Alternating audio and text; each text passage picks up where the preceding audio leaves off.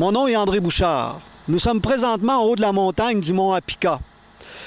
Au fond de la vallée coule une merveilleuse rivière, un joyau de notre planète, la rivière Picoba, dont les méandres mènent en amont du lac Kenogami. Le gouvernement du Québec, le ministère des Ressources naturelles du Québec, ainsi qu'ayant comme conseiller Hydro-Québec, ont le projet de construire un barrage de régularisation du lac Kenogami, et ce, sous le couvert de la sécurité publique. Nous avons organisé une expédition dans le but de vous faire connaître et de vous faire voir les merveilles que cache la Picoba.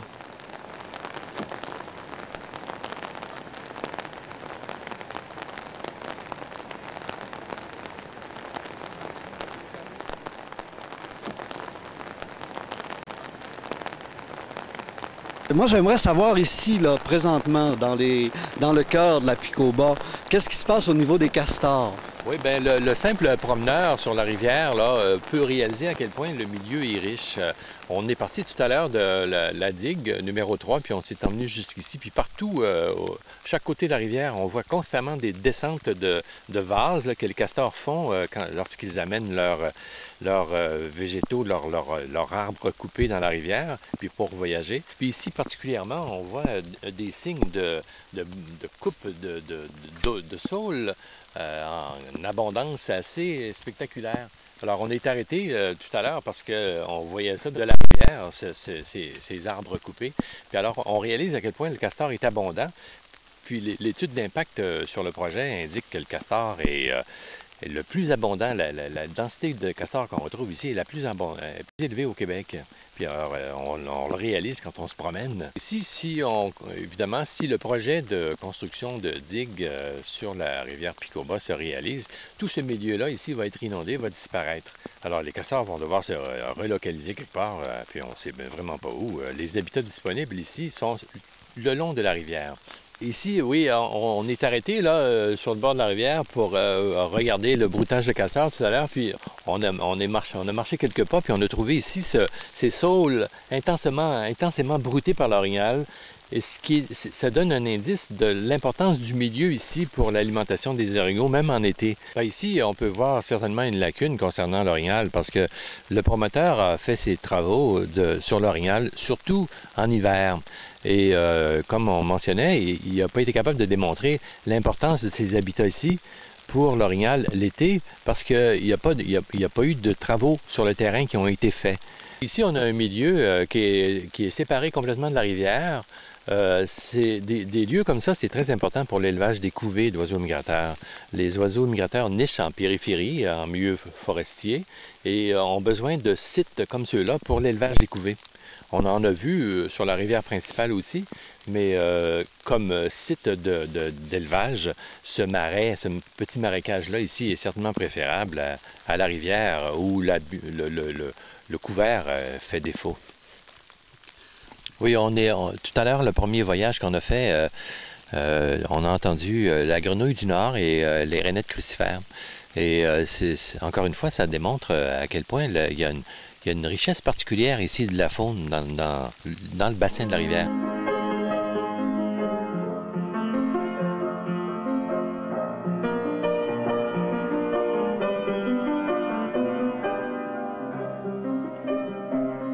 Le castor est très abondant dans la région.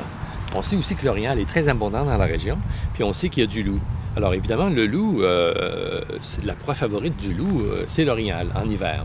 Mais en été, quand il y a une abondance de castors, comme c'est le cas ici, le loup change son choix de proie et puis il bouffe tant qu'il peut du castor. Alors ça a pour effet de réduire considérablement la pression de prédation sur l'orignal. Et puis je pense que c'est une des explications à l'effet que l'orignal est si abondant dans la région du bassin versant de la rivière Picoba.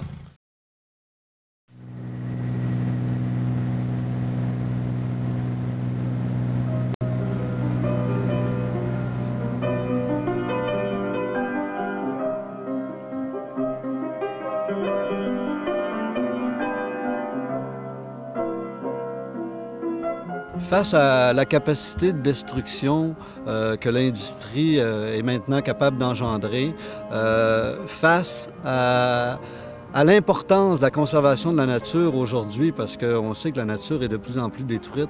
Moi, je pense qu'il faut arrêter de servir les intérêts privés, les intérêts particuliers, au détriment de l'intérêt collectif, parce que présentement, c'est de ça qu'on parle.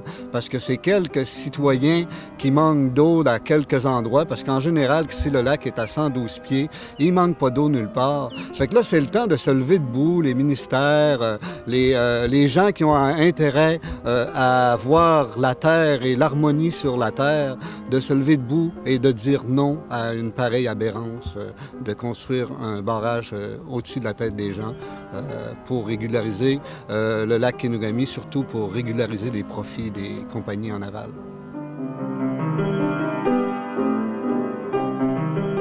Le responsable des coupes forestières, le propriétaire du CARF dans le coin, a fait vraiment des efforts particuliers pour récolter le bois avant même l'acceptation du projet.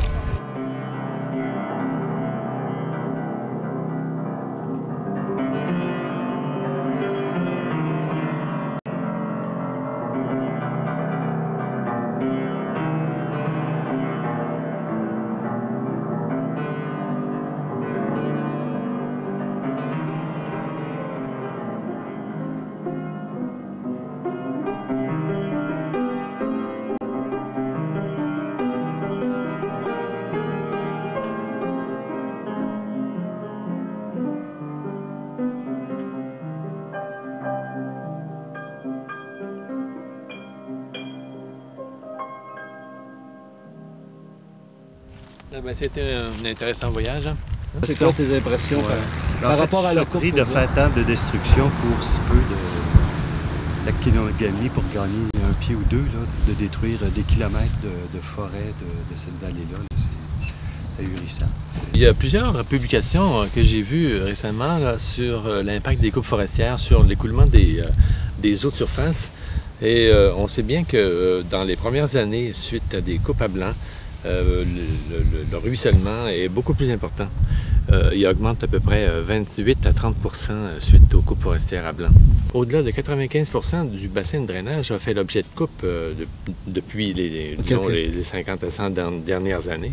Mais aujourd'hui, on voit qu'il y a quand même plusieurs coupes récentes. Probablement que le déluge aurait été moins important si le bassin de drainage avait été géré d'une façon plus attentive à l'égard de cette question-là.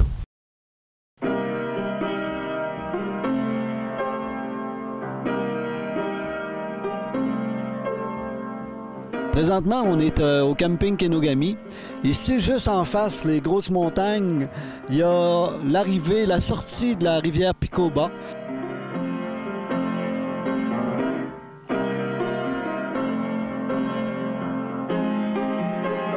Si le lac Kenogami était haussé à 114 pieds, plus ou moins 4 pouces, les enfants, au lieu d'en avoir aux chevilles puis aux genoux puis pouvoir les surveiller, les enfants vont faire un pas, 2 pas et ils vont en avoir jusqu'à la taille. Ils vont être obligés de stabiliser les berges avec plein de roches et les plages, ils vont mettre du sable avec du gravier, comme au lac Saint-Jean. Vous avez juste à aller voir le désastre que ça a fait là-bas au niveau écologique.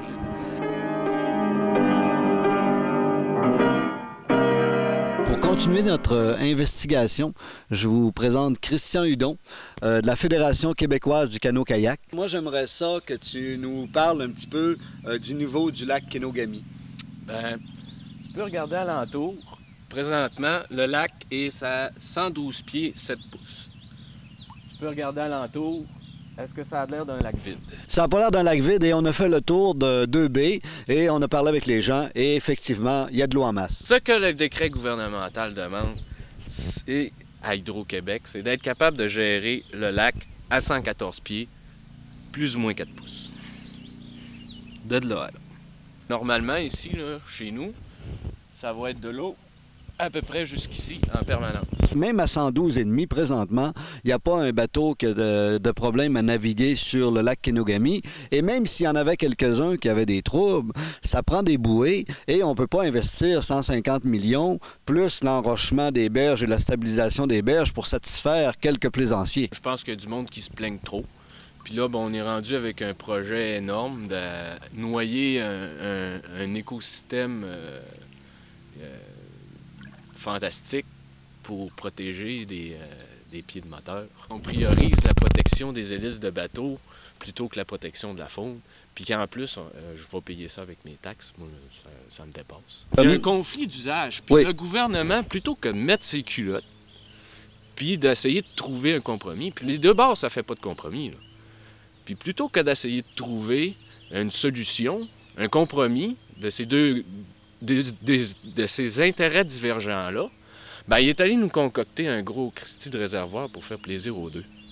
Pourquoi est-ce que la solution à trop de barrages mal gérés, c'est un autre barrage? Je trouve ça vraiment ironique. En plus, on vient nous dire que pour compenser pour les pertes de truites occasionnées par le réservoir Picoba, la solution, c'est refaire un barrage sur le lac Adjac. Je veux dire, on dirait qu'on utilise toujours la même solution pour régler tous les problèmes. Moi, ça fait rien que déplacer le problème.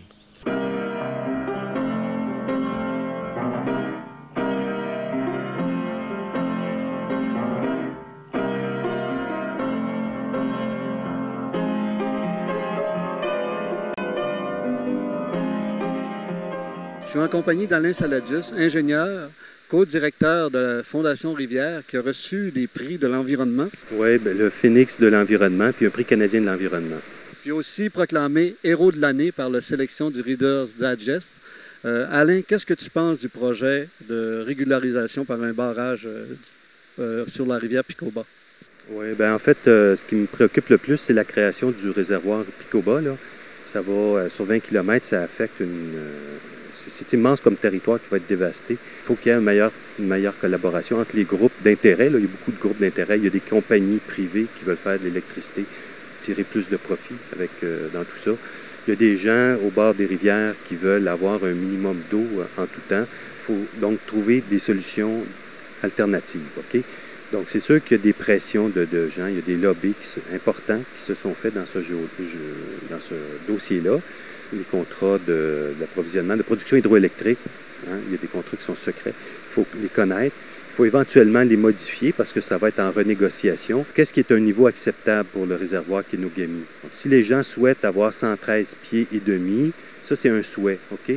Mais est-ce que les gens ont été informés que pour avoir le 113 pieds et demi, il faut sacrifier 20 km de la rivière Picoba? Si la question se posait à nouveau, avec toutes les conséquences environnementales que ça occasionne, est-ce que les gens seraient encore d'accord pour souhaiter 113 pieds et demi ou s'ils seraient d'accord pour accepter un niveau de 112 pieds?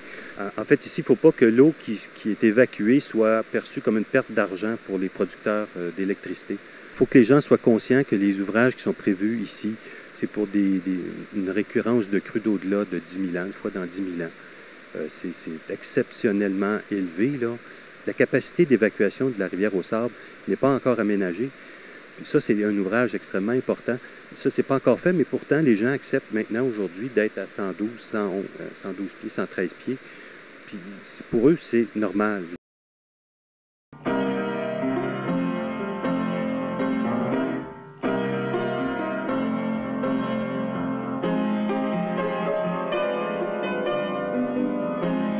Nous sommes présentement à la Maison d'environnement qui abritera le comité d'environnement de Chicoutimi, un lieu essentiel pour un avenir serein pour notre humanité. Je suis en compagnie d'Yves Gauthier du comité d'environnement de Chicoutimi. Yves, est-ce que tu penses que le projet de régularisation du lac Kenogami, c'est vraiment une question de sécurité publique?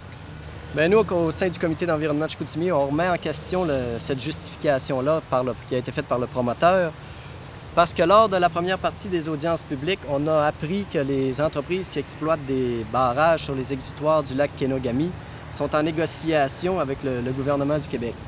On sait que ces négociations se déroulent derrière des portes closes, ce qui fait qu'on ignore tout de ce qui se discute. Mais on peut s'assurer que les compagnies vont vouloir éviter les écueils des années passées au niveau du niveau de l'eau qui leur causait de nombreux problèmes. Et puis, dans les documents du promoteur, il y a plusieurs indications qui nous portent à croire que notre interprétation, que le projet est davantage justifié pour assurer un débit régulier aux turbines de ces entreprises-là.